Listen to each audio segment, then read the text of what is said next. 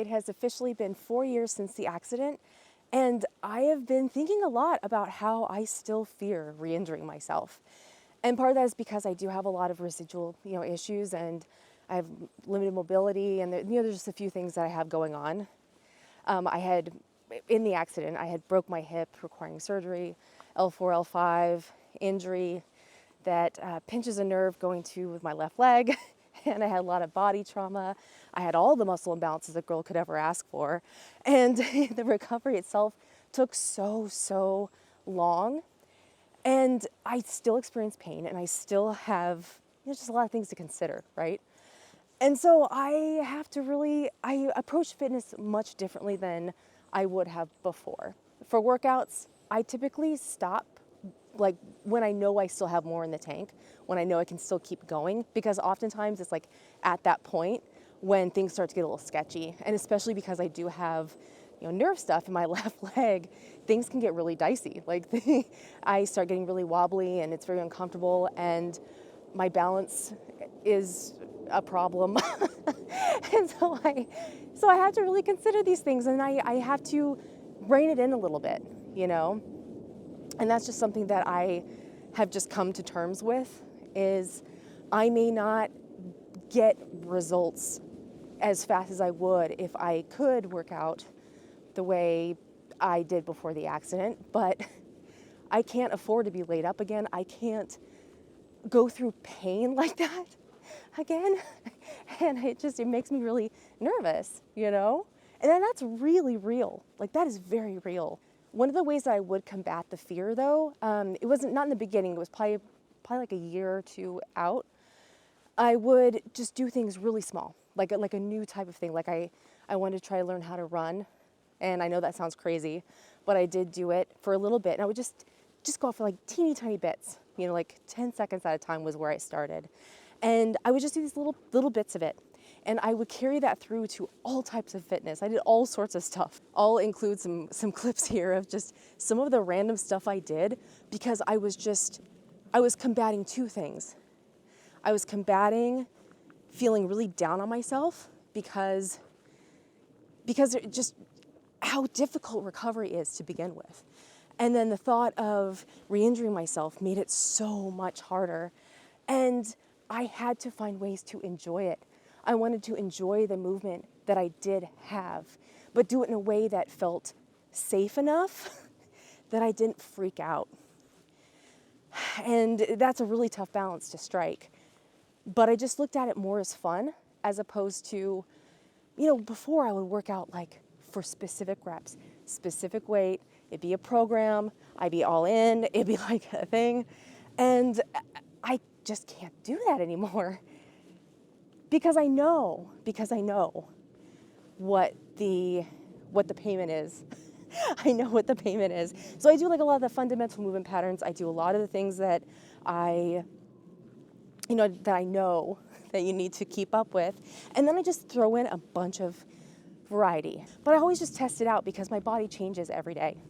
Like every day, what it wants, what it needs is different. And some days, it may just be a mobility day. Some days, maybe I can, go for a walk with a little bit of running in between. Maybe I can lift some weights. But I have to really listen to my body, and it's not even a have to, it's I get to. And I know a lot of people kind of take a dump on the whole I get to workout thing, but no, I don't accept it. You do get to move, you do get to work out, and you do get to enjoy whatever is available, because you don't always have it. You don't always get to do the things. I remember the first time I got to walk on a beach, because it took me about a year to relearn how to walk without assistance. And it was that long before I could attempt to walk on sand. And I cried. I cried, and it sucks that those things aren't more available, that there aren't more options. But anyway, that's a whole other topic. A lot of it was so much of it was mental, just getting past this idea of, I trust myself, I can do these things, while listening to my body and be very aware of what's going on all the time. And I know that takes a lot of mental energy. It really does. It really does. That is so real. That is so real. But it's actually a really great connection to have.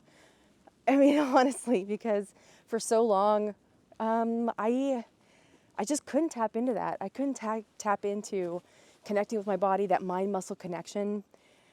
It took a really long time to reestablish. And so it's really, really nice to be able to do that now and have that relationship. I'm so loving to my body now, and I pay so much attention to it now. And I wish I had done that before. I wish that I had been as kind to myself as I was before. So things take a little longer, you know, and there are some things that I flat out can't do with what I've got going on, you know. So it's just playing around with what I can, and I just don't worry about it too much anymore because I do listen so well. Oh, look at this mushroom. Isn't that cute? These mushrooms are all over the place. This time of year is so fun. I love being in the woods this time of year. I would do like almost like exposure therapy with myself. If there was an exercise that I was like, I don't know, I would just do like a tiny bit, like the littlest bit of range of motion. And I would just test it out and just see how I felt. And I realized that I probably have, injuries that a lot of people may not. But I mean, I think that it's a little universal. Like I'd broken my wrist and got a plate in it when I was in my 20s. And that took a long time too. I think I was in physical therapy for, it was like 5 months, I think. And it was like I completely had to relearn how to use my hand. And I still have creakiness, and I still have, I get limited range of motion in this hand. So I have to use equipment in a different way. And there's some equipment that I can't get the grip. I can't rotate my hand. So you just got to adapt, and just do little bits and just see how it feels. And so much of it too is that confidence, finding that confidence in yourself, like trusting yourself again, is super hard, but it does come. So if you're newly injured, this is one thing I want to say to you, is that if you are freshly injured and you're so in it right now and you feel very, like your confidence is just not, you just don't have confidence right now, that is very real. You're not alone. That's something that I still battle 4 years in. Sometimes I really have to mentally pump myself up and say, like, I got it. I know I can get it for this little bit. And as long as I know I got myself this little bit, I can work towards just expanding that little bit outward. And so really that was like what a lot of it was. Just starting small and expanding as you can. And that confidence comes in line with listening to your body. Those two things together will carry you through. It carried me through like this whole time. And it was just loving my body anyway. There were times when I would be doing an exercise and my left leg, it gets kind of shaky and quaky. I'm not sure if that's also nerve stuff. It doesn't matter. But there'd be times when I'd like look down at my leg and be like, you got it, leg. You got it, I love you. I'm not even kidding, I really did. I would look down at my leg and tell it was doing a good job and that I loved it, and I know it was doing the best it could with what it's got. And I know that's so cheesy, but it really, it was like that, and I would like laugh at myself, with myself, like if an exercise was really hard, I would just start cracking up laughing. Like, I would just be like, hey, all right, this is what this is right now. It's fine, And yeah, I still do that. If something's really challenging, or if I stumble, instead of getting like really worked up and frustrated with myself, I just laugh it off. I just laugh it off. And I even did that like pretty early on, because there was like, it was so uncomfortable like experiencing such weakness compared to what I was before, right? And you don't want to compare with yourself. Like comparing yourself with before is just, man, that's a rough road. It really is.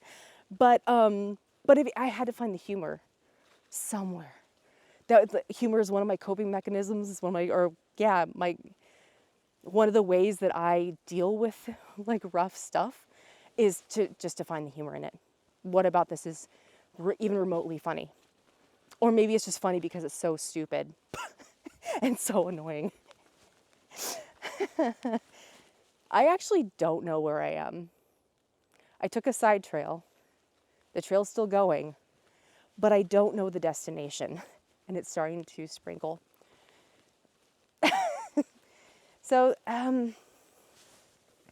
anyway, whether you're newly injured or you just keep struggling with the fear of re-injury, you're struggling with how your confidence is, how you see yourself. God, this trail's a mess. How you see yourself, how you're feeling a little lost. You're not alone. You're not alone. And I could make so many videos, so many on some of the different mindset shifts that I tried, and some that I still stick with, some that were kind of okay. I don't know. But there were so many things that I tried. I've had 4 years to try them out. So if there's anything that you are curious about, leave a comment below, because I'm turning around, because I honestly really wanted to start this channel talking about fitness and exercise, well-being, mindset after injury, because there's just not enough of it. And I felt so lonely. I felt so sad. And I was hurting so much. I just couldn't, I had to really work hard to see my own way through, which is great, but it really would have been nice to have some support. And it would have been nice to have somebody else just talk about their experience, even if it wasn't the same, and just help me process, you know? I'm here for you. So leave a comment and tell me what's up. Or you can DM me on Instagram. I'm not on there very often, but I will check to see if there's messages. So you can do that. The same thing. It's the balance build. Because this is really, it can be so hard, and the mental part is it's just so rough.